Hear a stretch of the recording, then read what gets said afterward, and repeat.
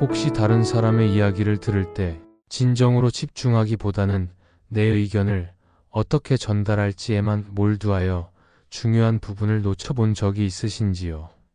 상대가 굉장히 힘든 상황을 털어놓았음에도 속으로 다른 생각을 해서 적절한 공감이나 반응을 보이지 못한 일이 있었는지 궁금합니다.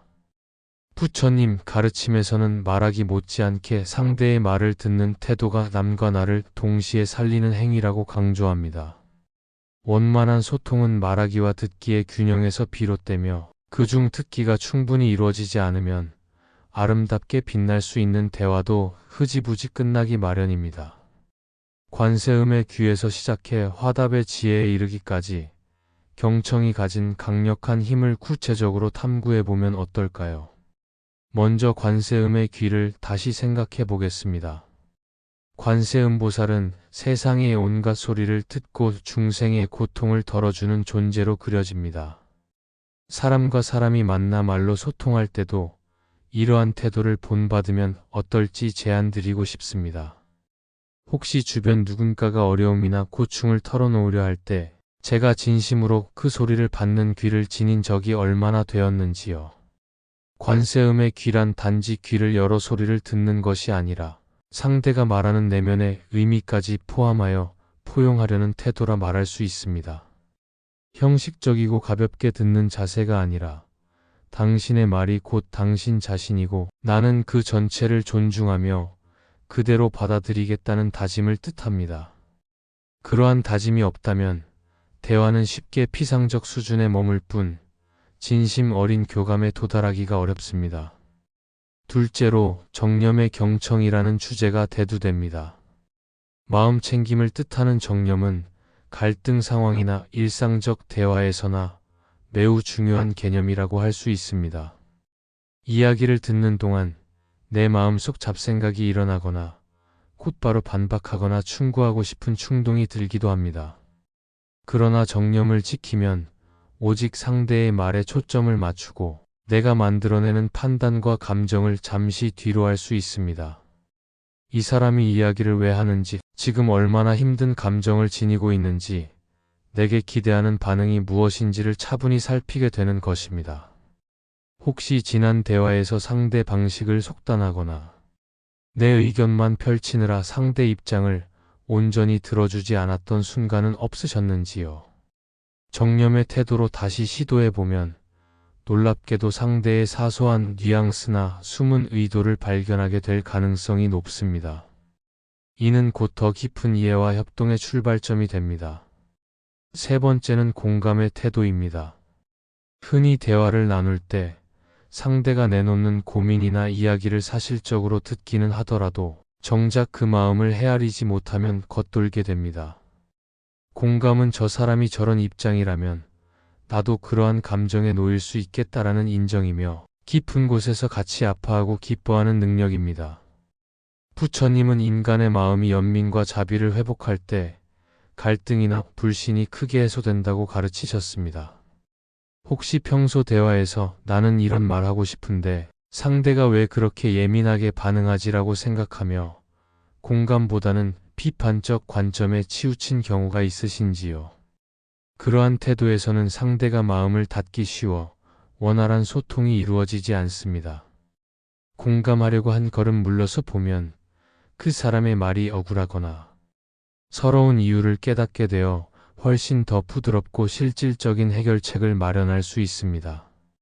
네 번째 주제로 침묵의 존중이 등장합니다. 대화는 말뿐 아니라 말하지 않는 시간도 포함하여 이루어진다는 사실을 잊지 말아야 합니다. 상대가 말을 마치기도 전에 질문이나 의견을 재촉하거나 참견하듯 끼어드는 사례는 예사롭게 보이지만 실은 대화에서 커다란 방해물이 됩니다. 부처님은 말씀하셨습니다.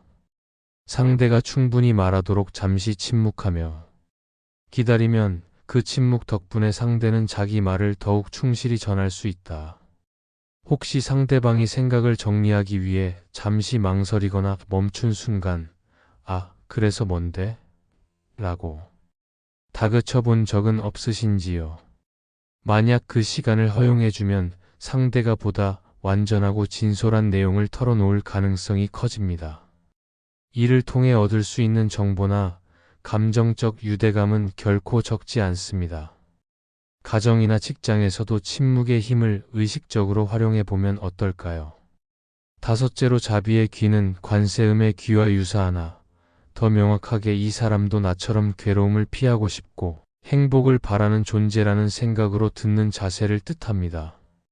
말은 단순히 정보 교환이 아니라 감정 교류이기도 합니다. 자비심으로 듣는다는 건 얘가 무슨 잘못을 했는지 궁금하다가 아니라 지금 어떤 상황에서 얼마나 괴롭고 도움을 바라는지에 초점을 맞추는 것입니다.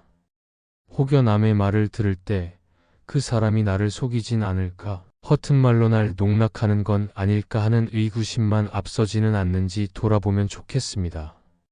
자비의 태도로 접근하면 일단은 최소한의 신뢰를 깔고 듣게 되어 상대가 마음을 편히 열 가능성이 높아집니다. 그렇게 되면 협력하고자 하는 마음이 생겨 갈등과 불신도 줄어들 것입니다. 여섯째인 무아의 마음은 경청에서 핵심적인 전환을 이끌 수 있습니다. 대부분 대화가 어그러지는 이유 중 하나는 내가 옳고 너는 틀렸다는 전제를 서로 품고 있기 때문입니다. 그러나 무아의 시각에서 보면 나도 고정된 실체가 없고 지금 말하는 상대도 그렇습니다. 둘 다 끊임없이 바뀌고 영향을 주고받는 존재이니 굳이 내 감정을 절대시하며 상대를 재단할 필요가 줄어드는 셈입니다. 예컨대 누군가가 직장 문제로 하소연할 때 내 경험과 전혀 다르니 이건 틀렸어라고 일축하지 않고 이 사람은 자기 인연이나 상황 때문에 저럴 수 있겠구나라는 열린 태도를 취할 수 있습니다. 그렇게 자신을 조금이라도 내려놓고 들으면 다소 불편한 이야기도 적극적으로 이해하는 쪽으로 방향을 틀게 됩니다. 이를 통해 곧장 해결점을 찾지는 못하더라도 다툼보다는 상호 이해에 가까이 갈 가능성이 큽니다. 일곱째로 인욕의 연습이 빠질 수 없습니다. 다른 사람이 의견을 얘기할 때 내 입장에서 어처구니 없게 들리거나 말이 길어 답답함을 느낄 수 있습니다. 그러나 인욕은 잠시 불편하거나 짜증이 올라와도 내치지 않고 받아들이는 태도를 뜻합니다. 상대가 반복 설명을 하더라도 이 사람이 지금 왜 이렇게 길게 말할까? 내가 놓친 맥락이나 감정을 충분히 털어놓고 싶은 건 아닐까라고 해석해 볼 수 있습니다. 만약 그런 배경을 이해하려 애쓴다면 상대는 마음속 부담을 덜어내고 당신에게 신뢰를 품게 될 것입니다. 반면 도중에 끊고 댔고 요점만 말해 라고 밀어붙인다면 상대는 억눌린 감정으로 더 이상 친밀하게 대화하기 어렵습니다. 인욕의 실천은 자칫 소모전으로 번질 갈등을 미연에 방지하고 뜻밖의 공감대를 형성하는 열쇠라 할 수 있습니다. 여덟째로 법의 반영이 왜 중요한지 짚어보겠습니다. 부처님은 우리가 무언가를 들었을 때 그 내용을 불교적 진리에 비추어 해석하거나 수용하길 바라셨습니다. 당사자의 말이 고민과 갈등으로 가득 차 있다면 그 고민이 무상이나 연기의 원리와 어떻게 연결되는지 살펴봄으로써 깨달음을 얻을 수 있다고 하셨습니다. 혹시 남이 토로하는 문제를 듣다가 나도 저 시점에 무상함을 알았으면 덜 괴로웠겠구나라고 깨달은 적이 있으신지요? 그렇게 법의 통찰로 서로의 경험을 조명하면 듣는 사람도 배움이 있고 말하는 이도 심리적 안정을 찾을 가능성이 높습니다. 실제로 부처님이 제자들의 일상 고민의 법문을 접목해 설명했을 때 많은 이들이 울면서 마음의 짐을 내려놓고 나갔다는 이야기도 전합니다. 아홉째, 평등심을 유지하며 듣는 자세가 아주 중요한 부분을 차지합니다. 부처님은 세상 누구도 하찮거나 우월하지 않고 그 자체로 존엄한 존재라 여겼습니다. 만약 내가 상대를 무시하고 듣는다면 겉으로 아무리 상대를 대하는 척해도 속내는 드러나기 마련입니다. 반대로 상대를 맹목적으로 신격화해 듣기만 한다면 비합리적 판단에 빠질 수 있습니다. 진정한 평등심이란 남이 가진 배경이나 지위를 있는 그대로 인정하되 모든 존재가 인간이라는 동일 기반에 있다는 사실을 잊지 않는 태도를 말합니다. 다소 거리를 두고 대등하게 바라보며 열등하게나 우월하게 보지 않고 말에만 집중하는 것이지요. 그렇게 들으면 설령 상대가 사회적 약자거나 어렵게 지내는 분이라 해도 배려심이 깃든 태도로 볼 수 있고, 나아가 높은 지위를 지녔다 해도 과도하게 부끄러워하거나 주눅 들지 않고 평온을 유지할 수 있습니다. 마지막으로 화답의 지혜가 경청의 완결판임을 제안하고 싶습니다. 사람들은 자신이 무언가를 실컷 이야기한 뒤에도 듣는 쪽이 적절히 반응해주지 않으면 내가 괜히 말했나라는 허탈함을 느낄 수 있습니다. 이에 부처님은 늘 끝까지 들은 다음 상대가 바라는 반응이 무엇인지 주의 깊게 살피고 거기에 맞춰 대답하라고 조언하셨습니다. 예를 들어 상대가 그저 공감을 원할 뿐이라면 굳이 내가 긴 논리나 해결책을 덧붙이지 않아도 됩니다. 반면 현실적인 조언을 구한다면 그가 편하게 받아들일 수 있도록 구체적이고 온화한 어조로 제시하는 게 좋습니다. 혹시 대화 끝에 그럼 내가 지금부터 뭘 해보면 좋겠느냐라고 묻는데 선뜻 답하지 못하거나 무성의하게 대하면 상대가 실망하지 않겠습니까? 화답이 섣불리 길게 이어져도 혼선을 일으킬 수 있으니 들은 내용을 정리해주고 내 이야기를 이해했다. 만약 내가 원한다면 이런 방법을 고려해 볼 수 있지 않겠는가 정도로 제안하면 훨씬 깔끔하게 마무리됩니다. 이처럼 10가지 흐름을 통해 경청의 기술을 풀어봤습니다. 혹시 주변에서 대화가 어긋나서 아쉬운 적이 있는지, 그런 순간에 내가 좀 더 침묵하고 들어줬다면 어땠을까? 상대의 사연을 좀 더 공감했더라면 갈등이 줄었을까? 생각해 보게 된다면 부처님의 지침을 실생활에 적용해 볼 여지가 있다고 봅니다. 갈등이나 고민이 없는 생활을 꿈꾸지만 현실은 늘 그렇지 않습니다. 중요한 건 문제가 생겼을 때 얼마나 서로 소통하는가입니다. 소통 과정에서 듣기가 제대로 작동되지 않으면 말하는 쪽이 답답함만 커지고 결국 이 대화는 무의미하다는 결론에 이르게 됩니다. 그런데 만약 관세음의 귀로 모든 소리를 주의 깊게 듣고 상대 입장에서 공감하며 때로 침묵으로 여백을 주고 적절히 화답한다면 대화가 훨씬 생산적이고 따뜻하게 마무리될 수 있을 것입니다. 경청은 한 번에 성취되지 않습니다. 자칫 머리를 끄덕여주고 무심코 흘려듣다가 상대가 말이 길어지면 딴 생각을 하거나 휴대전화를 확인하기도 합니다. 그 순간 상대는 이 이야기는 관심 받기구나라고 느끼고 더 말하기를 포기해버릴 수 있습니다. 부처님이 말한 정념, 무아, 인욕 같은 원리가 이 지점에서 크게 작동합니다. 지금 이 순간 오직 이 사람의 이야기에만 내 의식을 집중해보자.